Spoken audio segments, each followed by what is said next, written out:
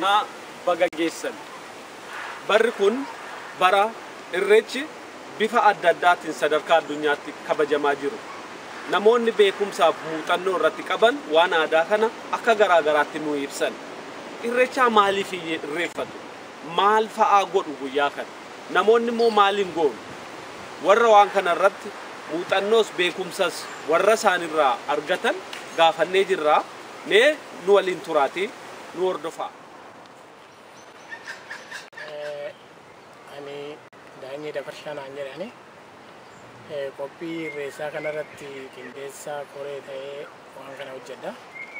Haa ta'u malee immoo darbee dabartee kan nutti kenname waan ta'eef eenyuyyuu ga'ee isa waan qabu waan kana hojjechuu dirqamarree qaba. Ta'ummoo kan namni tokko bishaan mataa malee yaa'u jedhani kanaaf dura buune kana ga'een kiyya koree qindeessituu keessaa nama tokko jechuudha. Mee irreechi kun maal akka ta'e nu ibsuu dandeessaa?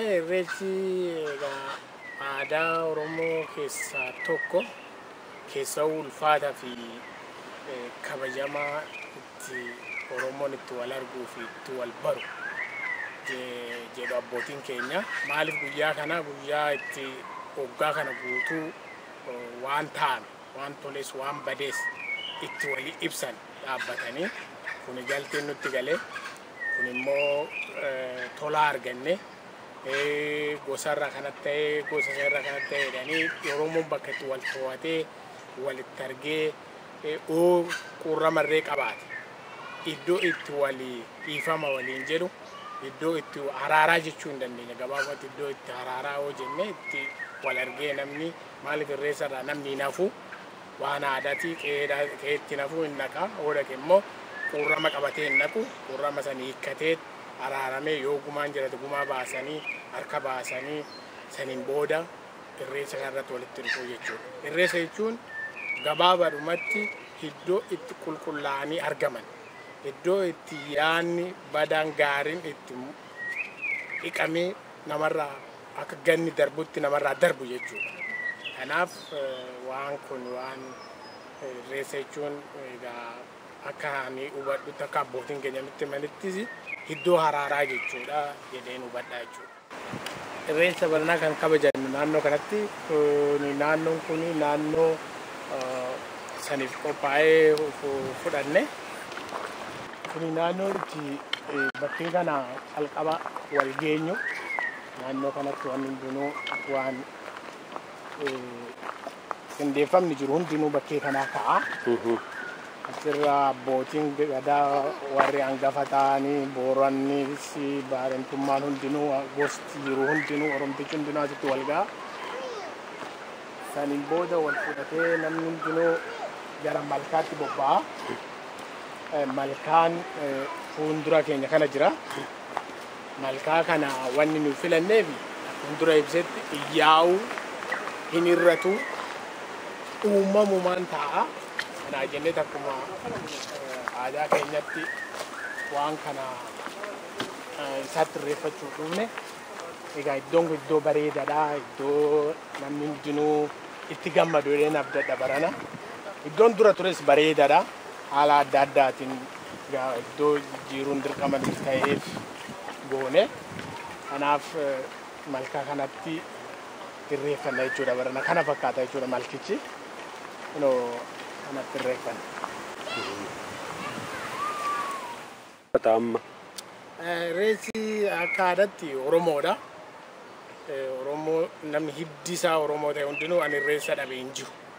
Maaliif tumaa keessa jira tumaa gadaa keessa waan jiruufi tumaan gadaa immoo bakkuma tokko tumamee ba'a malee akka naannootti akka isaanii tolutti mijeeffatan malee tumaa gadaa keessa waan jiruuf namni sanyii Oromoo ta'e dhiigan Oromoo ta'e oduu alagaan dhufee waan kana irraa fudhatee nu jala hin balleessini namni dhiigan Oromoo ta'e hundinuu gahee isaa irreessa kana Oromoon eessatti ni irreeffata jechuudha.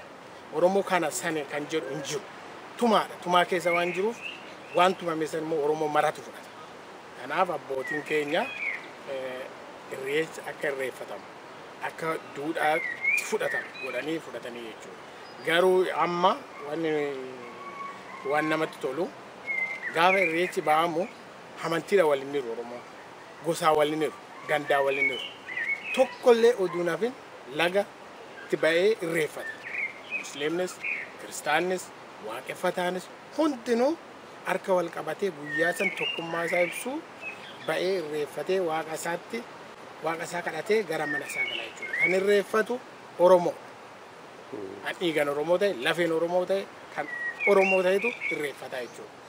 Maal qabatanii irreeffannaa dhaqu? Maal uffatu? Wanni guddaan irreessa mallattoo isaa huccuu aadaa uffachuudha.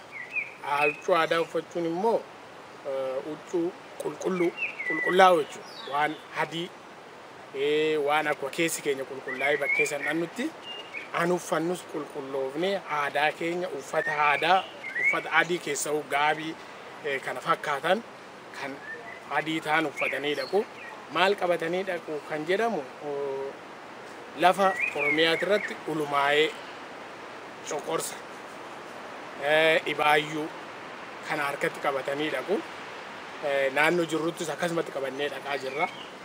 Dhibaayyuun irratuu eenyuduu malee akkuma biyyaatti akkuma lafa jiranitti bakkuma jiranitti waan jiranii irreeffatu. Wanni guddaan huccuu aadaa ofii addeeffatanii bareedanii nama Oromoo fakkaatanii bakkee sana. Yoo fakkeenyaaf namni tokko suutii uffatee yookaan jiinsii uffatee bakkee sana naqe irraa irruudha jechuudha. Irraa irrata. Maaliif aadicha kabaja guutuusaa hin goone.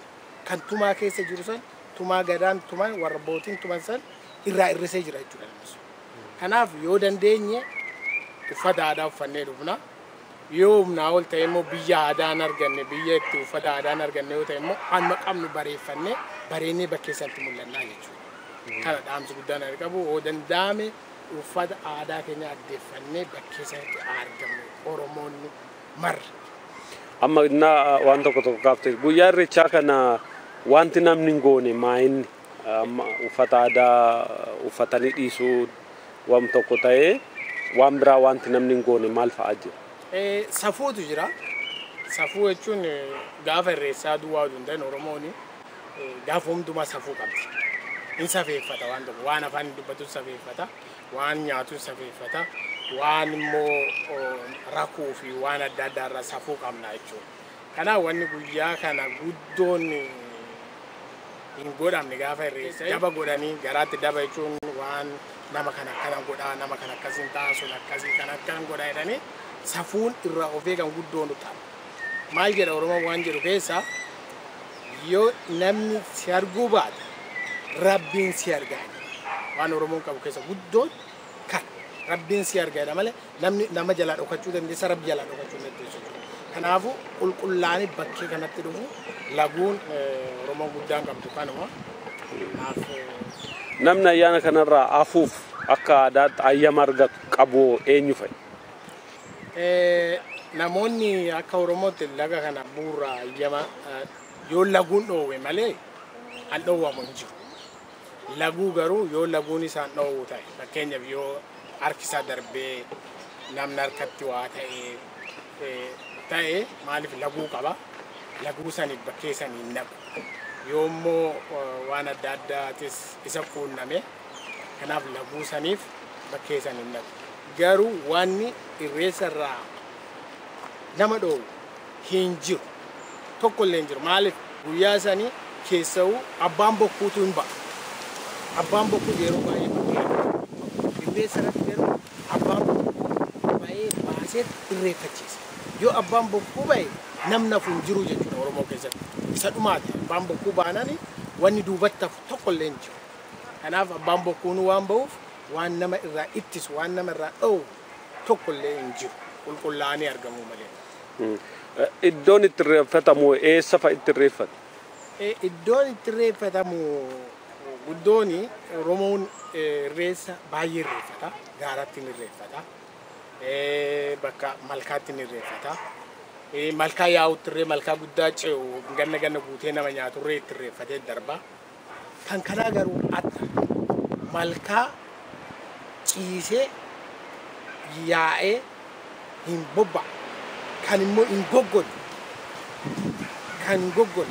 kanachumatti amma malkaa yaa'ee bona bonen goggo inni kun garuu bakki irreessitti godhamu bonas gannas hin irratus hin gogus iddoo isaan immoo rabbi kanaaf adda godhee si uume siis wayifuu adda godhee si uume jedhee dhaqee achitti irreeffataa jiru yeroo hunda waan adda ta'etti waan rabbi adda godhee uumetti Oromoon kan irreeffatu kanaaf waan wayifuu waan sanuu adda godhee lafa bal'aa kanarraa malkaa bal'aa kanarraa buqqaa bal'aa kanarraa adda godhee uume jedhee kanaaf dhaqee achitti irreeffataa jiru kanaaf malkaa iyyaane malkaa hin gogne malkaa hin irranne sanitti irreeffataa jiru bakka namni jajjabaan taa'u sun immoo bakka ijoolleen itti taphatanii fuutiskireerraa ijoolleedhaaf kanatu mijataadha maaliif amma asiyoolee kana yoo kan argitan ta'e iddoo ijoolleen itti taphattu guutuu qophaa'ee jira maaliif ijoolleenis dhufanii waan san ilaaluu qabu akka daa'imaattis immoo taphachuus qabu kanaaf isaan jennee mijataadha kennataadha ijoolleedhaafis nuufis warra gurguddaadhaafis walumaa galatti iddoo bareedaa iddoo kennataadha jenneetti tamannee bakkee kana dhufne jechuudha. Amma itti deemaa jirru kun naannoo ijoolleen itti taphatanii itti boqotanii isaaniif kan qophaa'e kuni ijoollenis egeree kun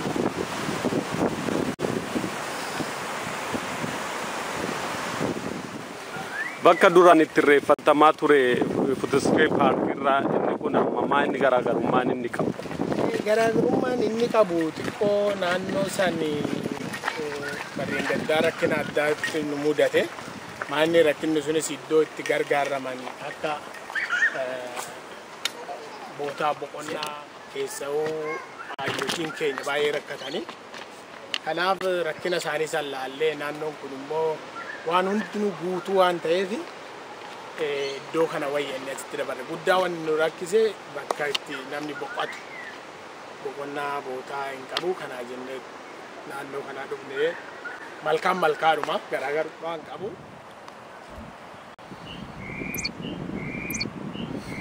Sartu caaltu haytu biroon haasaa kan sirba dha wajjoolle hojii warraan dhumtu kam taana haya mooyyee tana finnee dhufnaa xiqqoo nu eega ta'u lakki harka harkaan tumne hojii ana boqotta hay mooyyee moo maali amma irreeffannaa kun maali inni waan irreeffataniif maal gochuuf waan irreeffataniif guddoon hin jiru waan irreeffataniif waan sii godhe sanii galata galchu galata waan horii sirraan barbaadu maallaqa sirraan barbaadu waan adda addaa sirraan barbaadu waan naa gootisanii galatoomi yaa rabbi kanas wayifuu naa gooti Oromoon yoo waa jalaa badeeyyuu wayiif godhe waaqniidha malee akkana na jalaa godhe waaqa nadheeffatu kanaaf guyyaan sun waggaa tokko guutuu waan keessa darbe duras dubbadheera waan keessa darbe waan isaa guutes waan isaa irra tirre wayifuu goote yaa rabbi galata kee kinoo akkanatti dhaabbadhee sii deebisaa malkaa sanii fi miti waaqaa fi malkaa sanii fi miti bakkee sanitti irreeffatan rabbiidhaaf ofirraa rabbiin galata isaa godhe isaa irrise isaa dabale sani galata kee jechuuf malkaatti bahee kadhataa jechuudha malkaatti bahee irreeffataa jechuudha kanaaf wanni irreeffataniif rabbii galata galchuuf.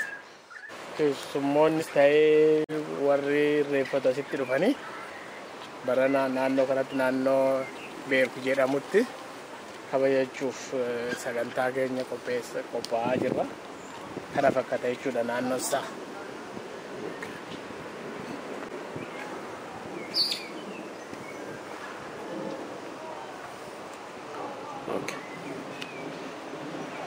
Guyyaa sana wanti nyaatan maal?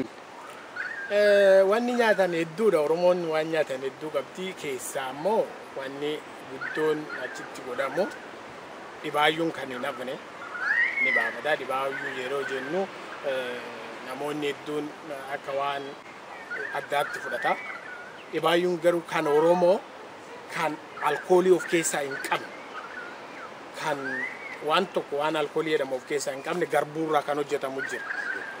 Isa dhibaayyuu godhanii fuudhanii waan geeshoo qabu malkaan geessa. inni baay'uun ta'u geeshoo wanni qabu. Wanna geeshoo hin qabne waan alkoolii hin qabne malkaatti geessu jechuudha. Isas bulbulaa jedhu warri keenya akka naannoo nani beekutti waan san godhanii guyyaa sanii inni yaa waggaa dhandhamtu inni yaa keessatti. Kanaaf waan saniin tokko godhuu lammata immoo daddarbaatu jira. Daddarbaa kana egaa biyya jirrutti horii morma buusanii waa cinceessanii daddarbatanii dhandhama jira. Dhandhama san immoo maanguddootu nama dhandhamsiisa. Kanaaf yeroo maanguddoon dura dhattee dhandhamante namni dhandhamataa jechuudha. Kanaaf wanni aadaarratti achitti godhamu cuukkoon hin jira, caccabsaan hin jira, dhodhobboon hin jira, horoon hin jira. Waan Oromoon aadaa keessatti qabdu nyaata qabdu iddoo sanittiin dhiyaataa jechuudha. Haayyotiin keenya qabataniiti laga dhufu. Warri dhiiraa immoo korma qabu. Korma qalanii korma kanarratti cinceessanii cincaasan daddarbatanii nyaatu jechuudha. Kana wanni naannoo sanitti nyaatamu wanni irreessa irratti akka aadaa Oromootti akkanani beekutti amman beekurraa kana fakkaata. Waliigala namni kun innaa irreeffatee achi fixu maal argata? Maaltu itti dhaga'ama? Maa inni irreeffatanii innaa deebi'an maal ta'u? Amma namni innaa sammuudhaan yaadu hoo dhaqee irreeffadhe kanan argadha kanan ta'a jedhee wanti inni yaadu maal? Dhugaa wanni namni yaadu keessa ani akka kiyootti yoon bakkee san dhaqee ofirraa honka yoon irreeffadhe gammachuun natti dhaga'ama. Maaliif waan rabbi naa godhe galata rabbiif deebisuuni waan na uumee fi uumama saniif galata deebisuun dirqama kootii jechuudha. Kanaaf gammachuun natti dhaga'ama. Yoo argite ta'e irreessa namni dhaqee namni dhaabbatu hin jiru nama sirbu malee. Gaafa irreeffatee ol deebius gaafa irreeffachuu deemus sirbaatu malee. Maaliif lafti sun lafa gammachuuti. Lafa bakka itti rabbi waatii godhe galata itti galfattu waan ta'eef gammaddee dhattee galata san deebifta jechuudha. Kanaaf gammachuu guddaatu namatti dhaga'ama. Hedduu Oromootanis wal agartaa, saba keetiinis wal agartaa. Hedduu gammachuu ammana hin jennetu sitti dhaga'amaa jechuudha. Keessa keetitti natti dhaga'ama jechuudha. Ana keessa kootti akka kootti jechuudha. Namni hundinuu akkuma koottaa edeen abda. Keessi jiidhuma jaalata. Kanaaf abdii qabna Oromoonni yaa'anii akka aadaa isaanii kabajatanii naannoo kana filanne jechuudha. Warra tarii naannoo duraatirraa adda ta'uu danda'a. Kana naannoon kun mijataa fi ilaalcha ijaarsa bareedaa waan ta'eef naannoo kana filanne. Dhaamsa amma dabarsitu ayyaana kana bara kana qophii jira. Naannoo namatti argamnu kun lafti isaa qophaa'ee jira. Waan kanaaf ergaa natti dabarsitu maayin namoota naannoo kana jiraniif? Namoota naannoo kana jiran egaa irra jireessa namoota akka biyyaattis akka biyya alaattis walitti makee haasa'e immoo kan biyya hambaa jirrutti yoon deebi'e nuyi qabeenya fudhannee biyya hambaan yookaan qabeenya haa qabaannus haa dhiifnus biyya qabeenya fudhannee hin baane wanni nu fudhannee baane eenyummaa keenya. Eenyummaa keenya immoo namni nurraa fudhachuu hin danda'u, namnis waa godhuu hin danda'u. Kanaaf irreechi kun kan waloo keenyati, kan Oromooti, kan abbaan gadaa tumaa waan ta'eef jijjiirus hin dandeenyu, waa godhuus hin dandeenyu, itti hirmaachuu duwwaadha. Kanaaf Oromoonni naannoo biyya alaa jiru keessaa qabeenyi nu fudhannee baane, qabeenyi nu biyya abbaa keenyarraa fudhannee baane aadaa keenya. Aadaa keenya ganne jechuun nuu hin jirru jechuudha. Sabni aadaa hin qabne, sabni eenyu hin qabne hin jiru jechuudha. Kanaaf wanni nama naannoo kana jiru itti dhaammadhu kun amantii isin ilaallatu, eenyummaa isin ilaallatu, gandummaa isin ilaallatu, siyaasa isin ilaallatu. Kuni kan Oromooti, kan kooti kiyyaa jedhee irratti ilmaan isaa guurratee ijoollee isaa tokkollee odumalatti lambisin bakkee kana dhufee maaltu jedhama, maaltu godhama, maaltu adeemamaa jedhee ijaallaalee galuu qaba. Haala achi taa'ee akkas taalaatarra dhufee yoo ta'ullee baate dhufee ta'u lakki kanaan bee akkanatti sirreeffachuu qabna, akkanatti godhachuu qabna jedhee yaada irratti kennachuu qaba. Maaliif kan saati, kan koomiti, kan abaluutii miti, kan saniimti, kan waloo keenyati, kan Oromtichaati. Kanaaf namni marriyyuu kan qabnu qabeenyi keenya, eenyummaan keenya, aadaa keenya irratti baa irratti argama. Iddoo bareedaa kana isinii qabne irraa iddoo kana akka tasaa ta'ee namoonni biyya kanaarree irratti argamu barana akka carraa ta'ee hadiin nu wajjin kabajachuu deemti. Kanaaf yeroo adii warri biyya kanaa yeroo ba'anii immoo manatti hafnu xinnoo abbichiyoo manatti hafu nama eenyu jedha. Namni hundinuu akka waan kana irratti hirmaattanii akka dhaamsatittis akka adaraattis isinitti dhaammadheedhaafis nama jabaatiifis kennataadha naannoo isaa. Kanaaf mukoollee babbareedaa fi naannoo bareedaa naannoo jiidhati. Ayyee homtuu namni gaanuma dura dhaammanne isaa olii ooluudha. Fayyaa ta'a isinis galatoomaa carraa kana naa kennuu keessanii fi fayyaa ta'a isiniin jedha galatoomaa.